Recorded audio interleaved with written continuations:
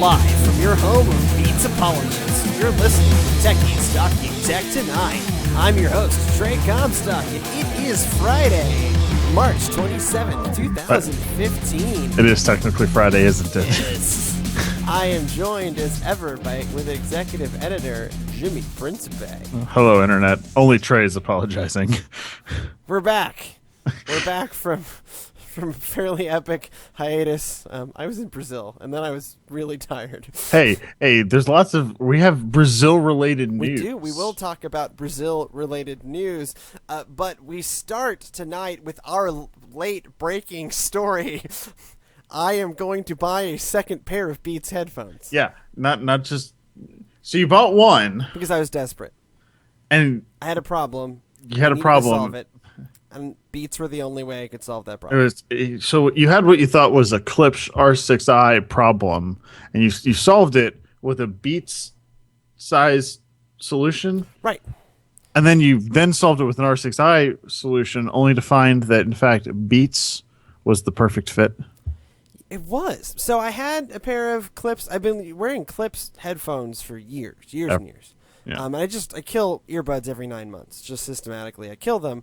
And so I lost my R6Is, and so then I replaced them with a pair of your Beats. And I found that those were perfectly acceptable. They're not my Beats.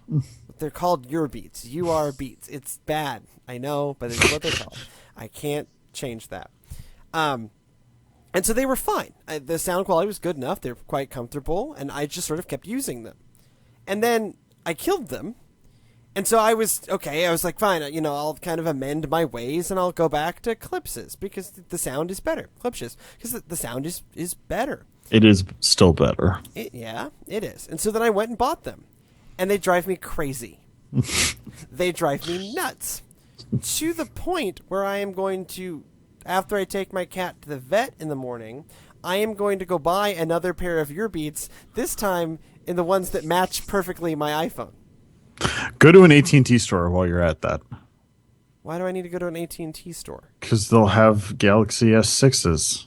So do you want to see if I can get a green one? No, I just want to see if you can get hands-on with one. I do actually want to get hands-on time with it. There is an AT&T store in Lenox, I'm sure. Yeah, there is. It's down in the basement. I know where it is. Yes, I will go. But anyways, so here's my problem with the R6Is. They still have better sound than your Beats. They're the same price. This is a true apples to apples comparison. It's $99. $99. $100 for each of them. So they're both kind of marketed in that same slot. They both control your iPhone. Beats better. Well, they're Apple products now. They both control your iPhone. They, have a similar size. They are similar in sound quality, although the R6Is are edged out Beats in terms of true reproduction. They're not they call reference, and they're not. Well, they have a separate reference. The gold ones, they're slightly more expensive. But I don't know what you R6 actually get. Is reference. This is the reference series, and it's not. Okay. They're not. So the ironic thing is they're not as good as the S4Is. No, they right. The S4Is were something special. The i2s especially were something special. So the problem with the R6s is the cable. So the cable is super taut and conducts all of the sound of bumping. So you wear earbuds when you're walking, generally. Right. Or I'm ADHD and I don't hold still. And so even when I was sitting at my desk in the booth this morning, I was like, God, just all I hear is like someone's tapping on my earphones constantly because I'm moving around and the cable hits against my chest. When I hit this cable against my chest, I don't hear it, right? I just really feel something tugging my ear. I hear every bump is conducted up that cable into your ear. And so it's like someone tapping your ear like this. For the audio listeners, I'm tapping my earphone in a very annoying fashion. They also don't fit as well. So I have small features. This is a running joke on all of our shows, that I have small features. The biggest cone inserts for the R6s don't stay in my ears. And I have small ear canals, and I usually have to scale them down. They don't stay in place. But I've always had that complaint with Klipsch's in general, that even their largest, so on the S4Is, their largest fit in my ear, and I have normal sized ears. So I would always wear the medium tips, and I never had a problem with them falling out of my ears. I can't get and I thought my previous pair of R6s that I lost, I thought it was just because I was using the medium tips and I should move to the larger tips. No, they just don't stay in, and even when they're in there, they're not as comfortable in my ears as the Beats. So I'm going to go buy another pair for two reasons. Three reasons. One, the sound quality is good enough. Mm-hmm. They're all right. They really are all right. Two, they are more comfortable. They don't conduct sound up every time I move. The padding is more, they fill my ear and they're more comfortable. Three, I can get them in many colors. So I can feel like important thing. Not the important thing. One of the important things. I wear these, right? Around everywhere. It's the way I drown out the noise of undergraduates. Mostly. It's mostly about drowning out the noise of undergraduates. Or at this point, other graduate students. It's just students. Other graduate students at this point might as well be undergraduates. Some of them are shockingly young. Only relatively. I have more in common with the PhD. This is the frightening part. I'm at the frightening part of my academic career where I have more in common with the PhD students than I do with most master's students. Because I've been there that long, that it's me and the PhD students. I wear them, and I would prefer to be able to customize a thing. Or not customize, it's still Beats. But I have like 6 different colors. It's a bunch of different colors I can choose from. Pink, purple, I like the blue ones. red and white, red and black. And then the 3 that match the iPhones. The gold, the silver, which is what I'm probably going to get. And the space gray. There's like 8 or 9 different colors you can get them in. And some of them really look sharp. Oh yeah, I was actually pretty impressed. The blue ones are the ones that really caught my eyes, but that for me, it's the space gray and the silver. Even the golds look all right. And if you like purple, yeah, the golds don't look like crap. Like the pink's a little bubble gummy, but I'm also not a 13-year-old girl, so that's okay. If you're gonna lean into the neon, lean into the neon. So again, they are more comfortable, better looking, and don't sound so drastically worse to outweigh the comfort, right? So I have Bowers & Wilkins P5s, which admittedly, for long wears, can get uncomfortable. But they sound... Yeah, they have a little bit of pressure on your ears. They sound so damn good. I don't care. I just don't care. Also, I'm not going to bring my studio cans on an airplane. I'm not a crazy person. If I was actually a music producer... I would feel okay walking around in in Audio-Technica, the Sony MDR1 BTs that I have, I don't feel bad going places. They're the right weight. Those are so... They've ruined the Sennheisers that I have as my desk headphones. Right. Oh, and they should. Those are great headphones. They're amazing. I am occasionally jealous of those headphones. They're basically the same as the headphones you have on right now, just they have added Bluetooth capabilities. Not quite. And the audio profile of them is slightly different because they're not designed to be true. Right. They're designed to be pleasing to listen to. Right. Those things are not necessarily the same. Right, and so with these, I need these are actually my editing headphones. I actually need relatively close to true audio, and I love these. And these are the Astro A40s. And they work great for what they have great sound quality for what they are designed for, which is not this. But my point is the Beats are in the earbud. The Beats earbuds, the only Beats I've ever used consistently. They have finally proven to me why Beats matters. And some of it is design. Right? And some of it is just good enough. Because it's a full package. It's like the iPod, actually. Right? So the iPod was never best in any category. right? There were color ones long before they went color. Yeah, but it was There the were best package. more full-featured ones long before, it took them a decade to get an FM radio and all these kind of things. But it was the most complete package, and design mattered. And Beats has that. And when it comes to earbuds, comfort matters a lot. Beats is operating under the assumption, not that these are what you're going to wear when you're on an airplane or when you're listening to music in your home studio. Beats are designed as a wearable technology. So you can get them so that they match your clothes or your shoes. I have a professor whose it's a Beats fashion match thing. his glasses, his jacket, and his shoes. And when you do that, it Is that looks Dr. E? sharp. It's Dr. E. Yeah. It's Dr. E.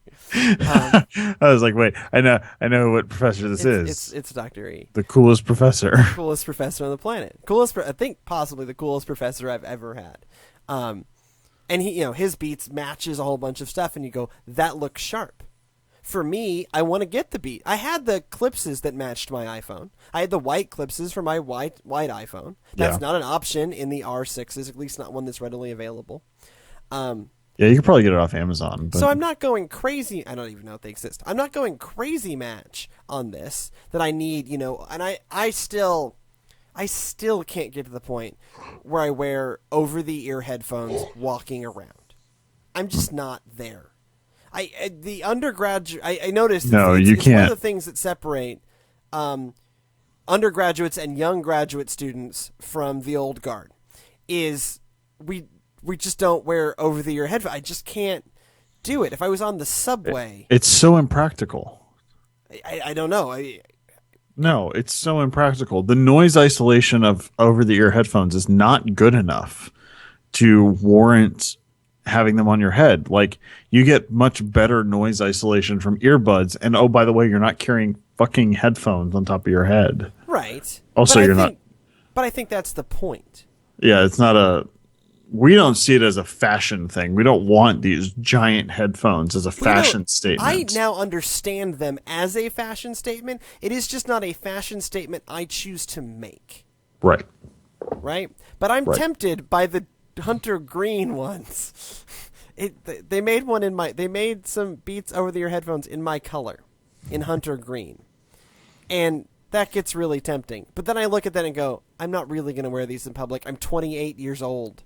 Like, I'm not, If they had those in the earbuds, you'd be all over. Oh yeah, if I had those in the earbuds, I would not be in any sort of quandary. I would just buy them, and I wouldn't feel weird about it at all. I don't feel weird about walking around in earbuds at all. But that, I think, is just a generational and fashion difference, because there are people older than me, Dr. E, who feel fine walking around with Beats on. He's not doing it on a campus. He was doing it at an airport. But still, he's 10 years older than I am. It's more acceptable at an airport. Right. And I think it is just a fashion. Like, if I was an Olympic athlete, so when I was in London, I was in London in 2012 during the Olympics, and there was just kind of Olympians wandering everywhere. And Beats ended up sponsoring the Olympics so that every Olympian got a free pair of Beats headphones that they then walked around London wearing. They looked good, right? Because you get them to match their uniforms. They're all wearing the uniforms with their Beats. It's an impressive sight. But it's also part of their psych out thing before the. But I use that too with earbuds. Yeah, you do. For debate. I do this to my opponents, is when I have to do a debate, a formal academic debate, I will walk in, not look at anybody, straight ahead, dead eyes, listening to really loud rap music or Shakira, depending, in my earphones, drinking an entire half-gallon of Snapple tea. This is my psych out routine. I walk in like the Iceman, totally, none of this nervous laughter, standing around tittering. No. You need to look like the most intense opponent possible. And it psychs him out. I learned this from absolutely learned this from, hearing interviews of Michael Phelps. This is how I learned this technique of Iceman cometh.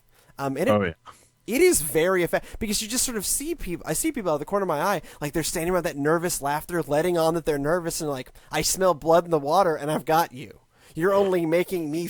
Your nervousness is only making me feel better.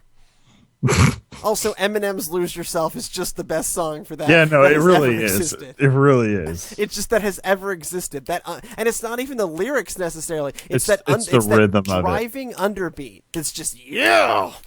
It's just yeah. His rhythm on that song just like makes you want to take over the world. Really. Right. No, I've won many a debate thanks to the combination of Lose Yourself and my ridiculous psych out routine. It's when my son is of age and whatever he's competing in, I will teach him the psych out routine. Son, That's terrifying. You need to get very concept. big headphones, and you need to practice the dead-eyed stare. It's like being a gunfighter. So speaking of things that make you want to go dead-eyed, what's before we'll wrap up with the discussion of tech in Brazil. But what have you got to talk about? So I got an update to Android 5.0 Lollipop for my Moto He. And it's ruined the phone. it's now so slow as to be unusable. Apps like I'll say, okay Google. Now that I've said that, it's going to take it like 10 minutes to realize I said that before it tries to do something with it, and it's just also your call quality periodically turns into dubstep. Yeah. So every so often it sounds super like robotic, and it's bad. And it happens not only with you, also happens with Kate, but man, it is. I don't know what the 5.0 update did. My theory is, and this is something that was kind of backed up on something I read on, I think it was The Verge, that said the problem with the way that these manufacturers roll out the Android updates is, so Google had this huge problem with Android 5.0, which is why they delayed it rolling out to the Nexus 7 and the Nexus 5. They had the Nexus 9 out there. They kept that with 5.0, but they didn't want to screw up their other Nexus devices. And so they waited a little while until they got 5.0.1, which fixed whatever these problems were. Well, unfortunately, because 5.0 is the first one that they sent to the manufacturers started building their new, skins off of 5.0. And most of them have not updated that to 5.0.1 for what they're pushing out. So there's a bunch of phones out there that are just getting, cratered by Android 5.0 because they're taking a not stable version of Android and pushing it out with all their crap on top of it. That's not a fantastic idea. And so you end up with this situation where I have a Motorola phone here that was working great with 4.4.4 and it's just total crap now. That's a problem. And so and what I will probably end up doing, it's gotten to the point where it's just unusable. I will probably shift back to the Nexus 5. The Nexus 5 is not totally cratered. It just has a huge crack in the bottom corner of the screen. And I wasn't using it. It is a feature. I wasn't using it because I know, as most people know, when you get a big crack like that on the screen, eventually it's just going to spread to the whole screen and the phone's going to stop working. And so I was like, I'll just head this off. I'll use the Moto He, and it'll all be fine. Well, now the Moto He is unusable, so I'll go back to using the Nexus 5, get my 5.1 update to the Nexus 5, and go along my merry way until I get my Samsung Galaxy S6. Yeah, review coming in, 2 or 3 weeks? Probably 3 weeks. I'll probably spend a week with the phone and then write up the review. Yeah, and the show 3 weeks from now, we'll be able to talk about Apple Watch. Hands-on, yep. Hands-on. And Galaxy S6, Edge hands. Yeah, I'll be able to do a quick hands-on next week. My plan is to go see it this weekend at Best Buy or T-Mobile. My biggest question mark, and I've been Googling during this as we've been recording this show, is I can't figure out what colors are going to be available in the United States. That seems almost indeterminate. It seems okay. So gold currently is not announced as available in the United That makes States. sense. Gold isn't really aimed at the U.S. market generally. But the problem is that I almost wonder, because they've got these two, the blue and the emerald green. I want one of those too because I think that they're the really beautiful colors. That I look at and I go, I want one of those phones, but I think that what happened is that they made them to show them off, but I don't know if they actually plan on releasing them, Interesting. or at least not in large quantities, Or at because least not in the United States. or at least not in the United States. Because I've been looking, and I guess I can look on the UK sites too, but I've been looking on all the US sites, and no one specifies what colors, but they don't show in any of the pre-order materials either of those two phones. So they're only showing the white and the black, which has been so in the past. We've had white, black, and the midnight, or the blue. Yeah. Which is the S3 that I had. And so it's not, or maybe this is one of those things where they're going to release the white and black, and then maybe after a quarter they'll release the green and blue to get energy back up on the phone. Or Samsung's pretty clever about releasing things that aren't actually that big of a deal to get the phone back into the news. Sure. For example, one of the things that they're going to announce most likely is the Samsung Galaxy S6 Active. Right. And the rumors are that it's going to, and I think that this is wishful thinking by people, that it's going to add back the external battery and the micro SD slot. I don't know about that. It's certainly going to add back the waterproofing, which is it'll add good, back the which is waterproofing, what and the it'll Active Lane does. it'll probably go to a different case design instead of all that glass, which is so fragile. Yeah. It'll go to something else, most likely for the back. It may be metal. It may Unabashedly plastic. It may just be plastic. But durable stuff. Yeah. I mean, we've hated on them for years for their plastic stuff, but guess what? The plastic really that big of a problem. Well, it was design-wise. Those things were but incredibly survivable. I mean, Yeah. what was it, the Galaxy S5 Molly Wood threw downstairs? no, it was so the reason why I purchased the Galaxy S3 was that was the one where so the iPhone was originally they threw it down the stairs, they did all these things, and they did that to the S3 as well. But the iPhone they put in the washing machine, and the iPhone did not make it. And so they did something else with the S3, and this was on Always On, and all the viewers were like, well, that's not fair because whatever it was that the S3 did wasn't as hard as a washing machine for the iPhone. And so to make the viewers happy, they washed the S3 in a washing machine, and you could see it was on. Yep. While the washing machine was going. And then pulled it out, put it in a bag of rice, and then good to go. And it booted back up, and I was like, I'm buying that phone. Yeah, that's an incredibly survivable And phone. I did not break it. No, the software update ruined it. But it ended up lasting long enough. I actually sold it to a coworker that needed a backup phone for $100. And when you consider that it was 2 years old at the time. CES, you constantly running out of battery. Its battery life was so bad. Just, we were living that whole thing off the iPhone. Because my iPhone could make it through a day at the conference. But your Galaxy, by noon, was just done. Yeah, and so one of the things it looks like with the S6 is going to help is they have that ultra low power mode, which I'm guessing shuts off all background data, all everything, and only lets texts and calls get in. But of course, that only works if you're using an actual text messaging for your communications, whereas now I'm using like all Hangouts. Interesting. Basically, so Kate and I communicate exclusively through Hangouts. Huh. Because for me, it's just a flip of a switch, and I'm using Hangouts instead of. I communicate with most of my folks through iMessage.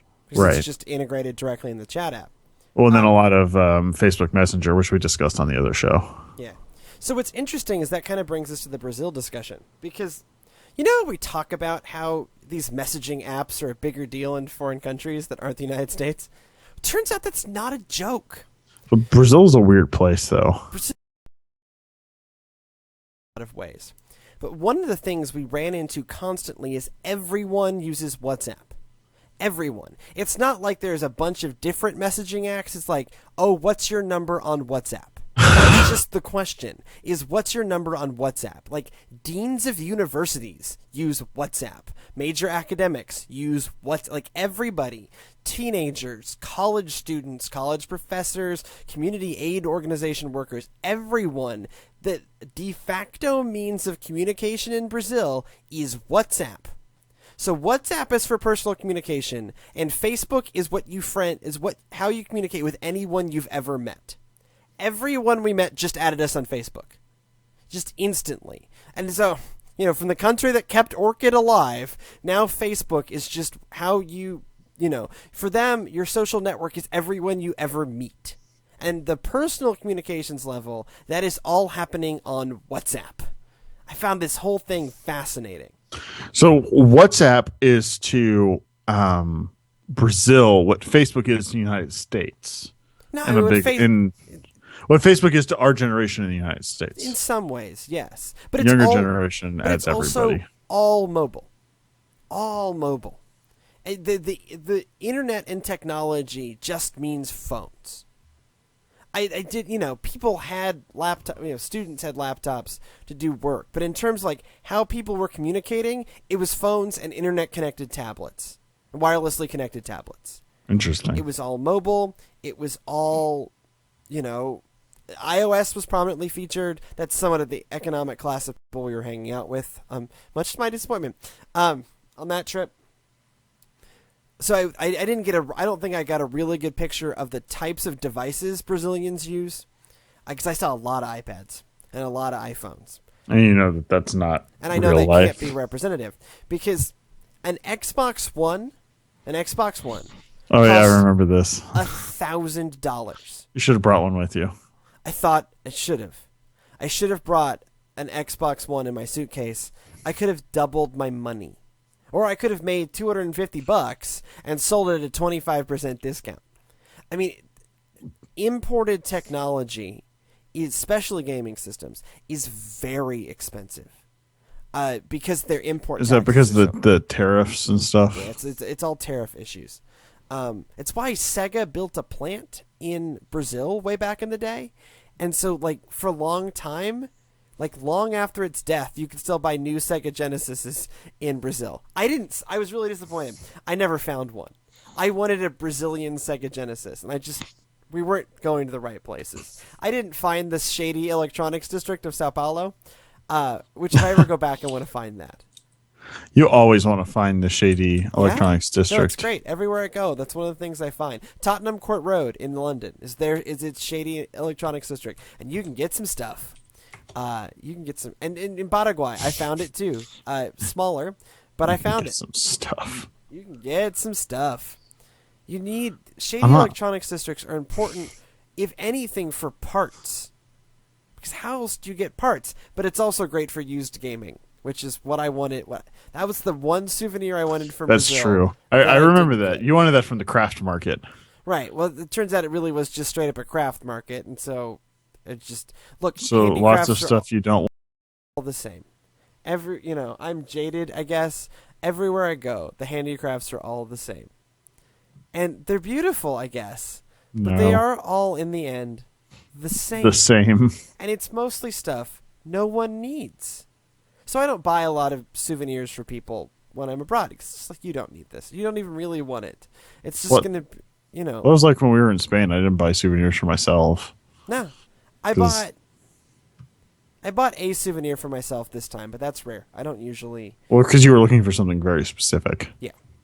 Yeah, and I got what I wanted. But I didn't buy just Sega Genesis, which was the other thing I wanted. The other thing that I think this trip drove home for me is I have too many devices in my life. And to pathological levels, I have too many devices in my life. Yeah. So I was there sort of, we're doing a documentary about the trip. And so I'm not the lead on this project. I was essentially secondary cameraman and the editor on this project. I'm working for a director, which is a switch for me. It's nice. I've been pushing my own project alone for 18 months. It's kind of nice to have someone else setting the tone and like doing the wrap-up interviews I don't want to do. It was great. I could just be the secondary like B-roll cameraman, and I'm gonna have to sit down and edit the darn thing because it turns out that me and Final Cut are real close, real close.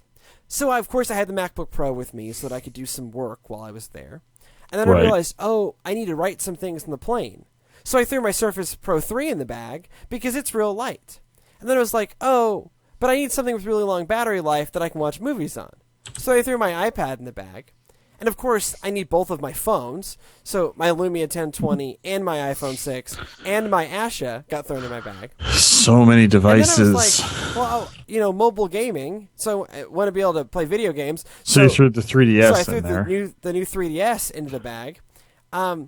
And so like then I was sitting in my quarters at the university, just surrounded by devices. I was like, I have the same problem that I have at home. It's like, what screen do I use for what application? And so I mostly did work on my MacBook Pro and listened to audiobooks on my iPhone and played Persona Q on my new 3DS. And the iPad, again, just sort of got edged out. And I did do some writing on the Surface, but I could have not brought it and would have been fine. Turns out I don't work well on airplanes. They're too loud. And cramped. Right. And it's really the combination of those two things. There's too much noise and they're too cramped. I always have grand schemes of doing work on airplanes, and periodically I do. But it's never as much work as I think I'm going to do, and so I really should just start realizing, don't bother bringing a laptop for the plane. Don't even worry about that now.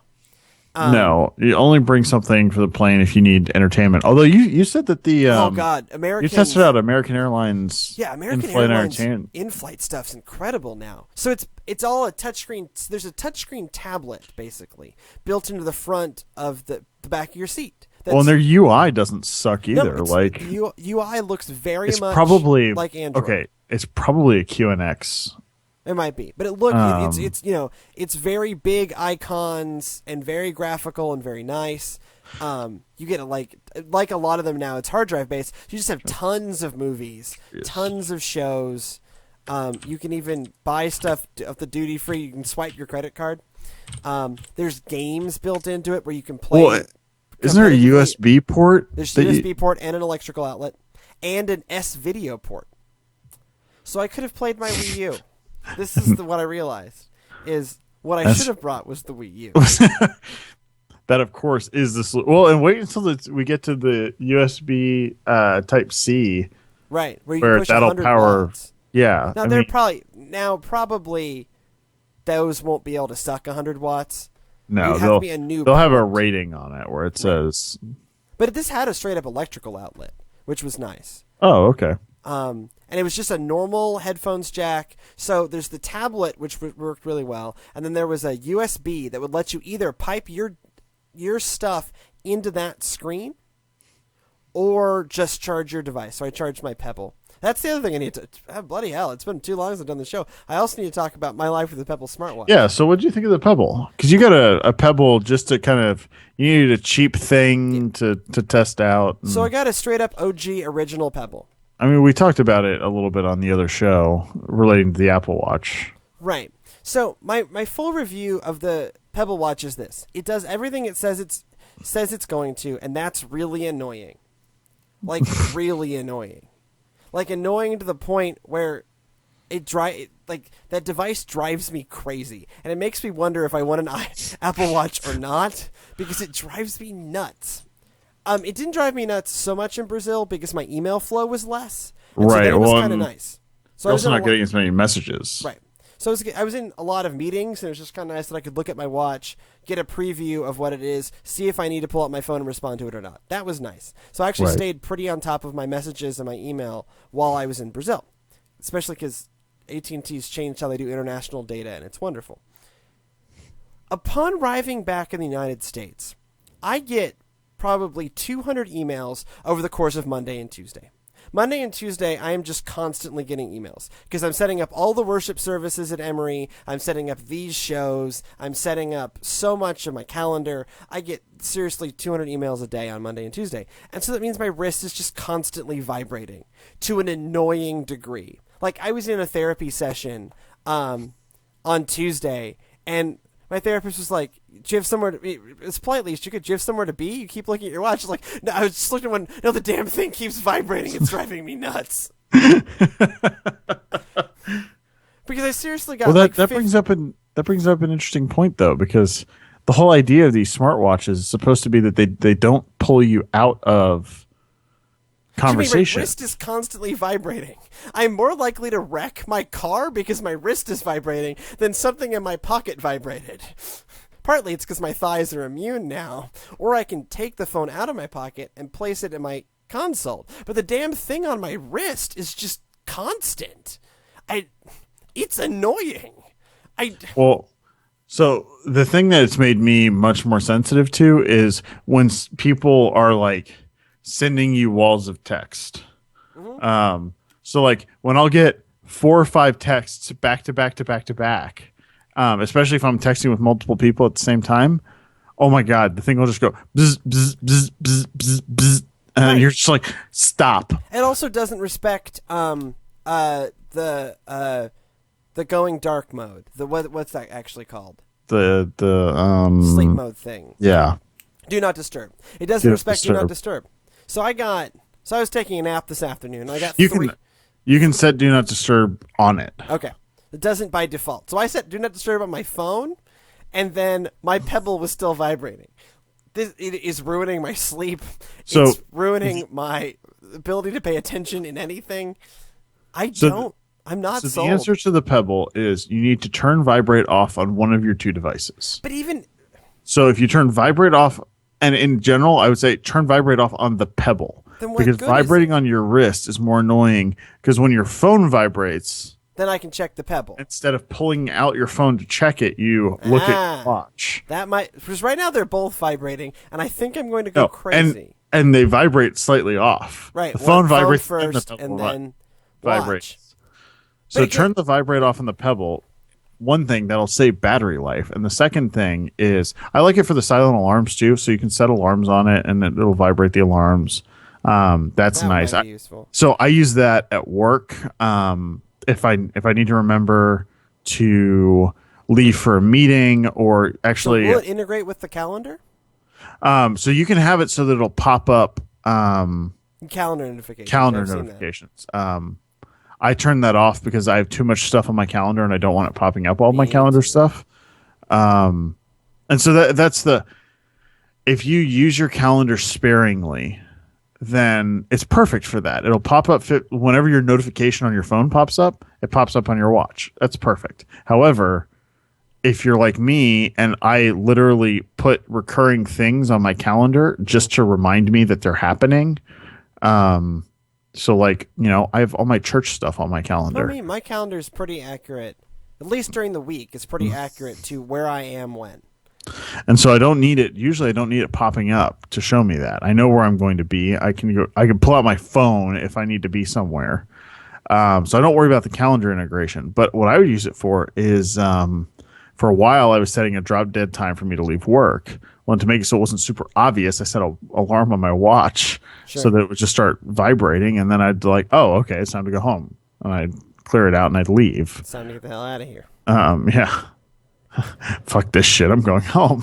Right. But yeah, so turn off vibrate on something. Because double vibrate will drive you insane. Well, it is driving me nuts. But I think it is starting. I like the Misfit integration that works. That's the health tracking stuff. I used that while I was there too, and that works fine. It's not any better or worse than the health kit tracking on my phone.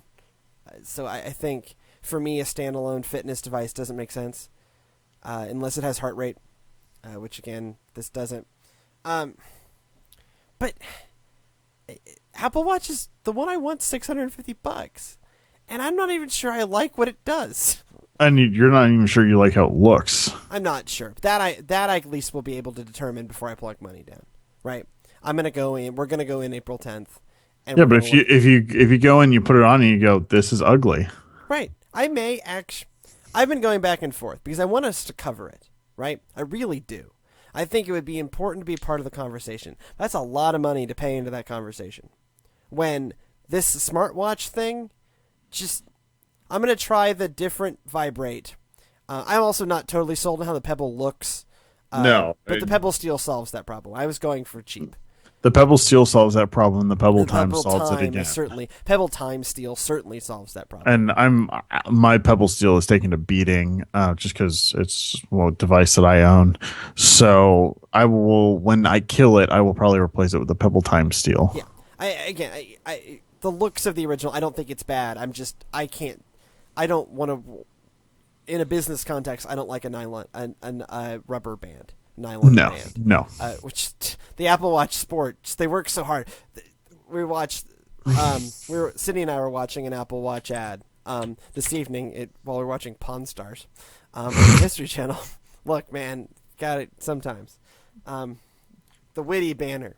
You got to get the bling. And it was a really good Apple Watch ad because it found the right angles for me to go, oh, that looks kind of sharp. Oh, that does look kind of sharp. I'm starting to get more sold on that. And then Sydney goes, you still can't make that sport band look good. And she's absolutely right. You still can't make that sport band look good. It's still just I can't do a rubber thing. The Pebble. I can't do a rubber thing either, Trey. Yeah. The Pebble is one of those rare devices in the tech industry that does exactly what it says it's going to do, exactly how it says it's going to do it, and you just have to take it or leave it if that's something you want. It is a device that it says it does this, this, this, and this, and it absolutely does all of those things to a very high level for a very low price. But do we need notifications on our wrist? And can the more expensive watches be more than that? And if they're giving you more than that, is it really valuable? Do you want that more? Like, so there are apps for the Pebble that'll do navigation. Sure. That'll pull the navigation from your phone and show you a map on your wrist. If you're using a very specific navigation app, though. Yes, but I've never even looked at them because I go, why would I want that? Because I'm going to look just as dumb doing this walking around as I would holding a phone and walking around. The Apple Maps one sounds interesting because it'll vibrate when you need to turn. Mm-hmm. That's interesting. But again, is that $650 worth of interesting? All right, let's even say $350 worth of interesting. Look, it's a solution in search of a problem, right. I think. Same with the iPad. I didn't used to think, but now think.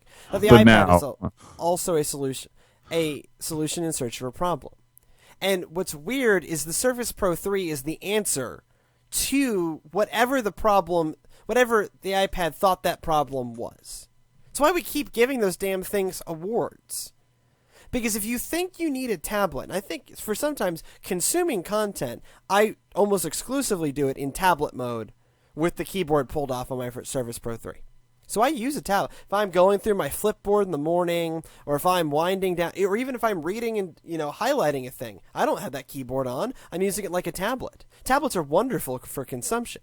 We didn't really need another consumption device, but they're great for it. But it is, But you have a device that you use for production, right?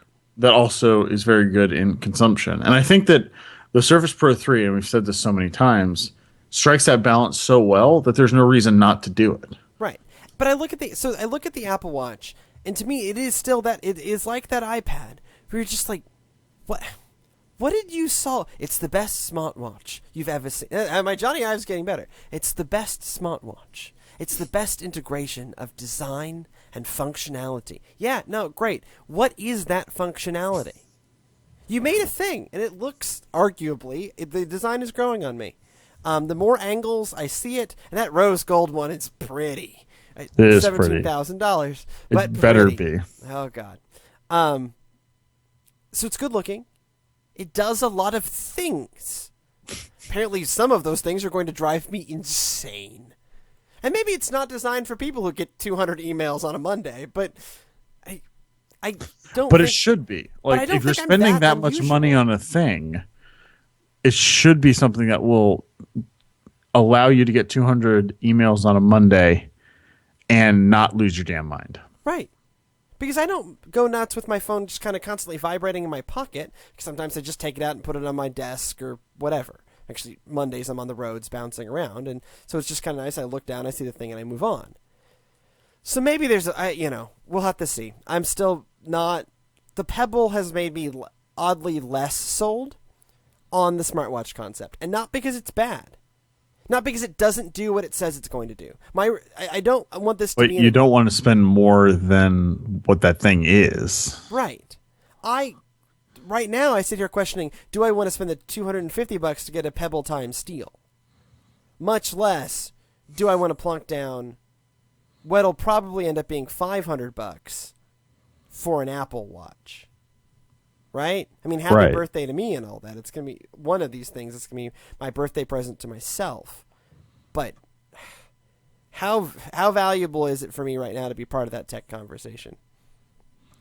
These are the questions I ponder. So we're going to get out of here. If you have any feedback for us, podcast at textlesscall.com, facebook.com/textlesscall, pinterest.com/textlesscall, or at textlesscalls on the Twitters. Good night. Missed. There we go.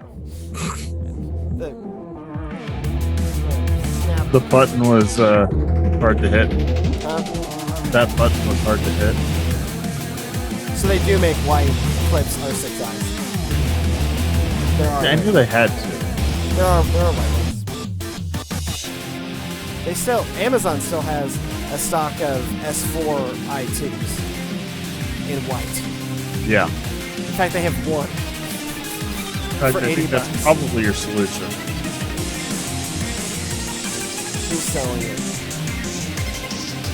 No, it's being sold by Saturn Discount. Never mind.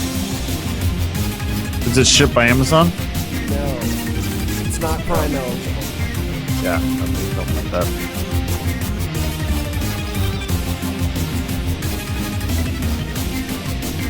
$5 shipping. Oh, and the price has gone up $10 since I've been looking at it.